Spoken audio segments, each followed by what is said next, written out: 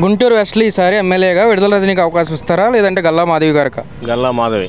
ఎందుకని? రాష్ట్ర అభివృద్ధి కోసం కంపల్సరీగా టీడీపీ కావాల్సింది. ఎందుకు కారణం ఏంటి? విడుదల రజనీ గారు కూడా పోటీ చేస్తున్నారు కదా. లేదు, ఆమెను ఒకసారి చూసారు, ఆల్రెడీ అయిపోయింది.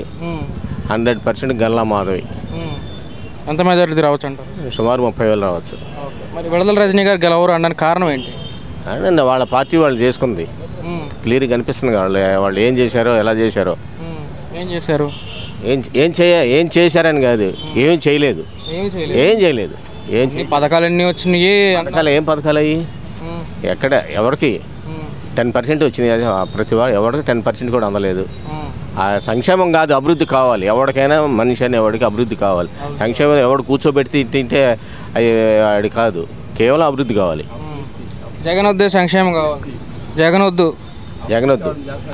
అసలు వైసీపీ అనేది కాదు, మనకు అభివృద్ధి కావాలి. జగన్లో ఆ లక్ష్యం లేదు. అభివృద్ధి ఎటువైపు ఉంది?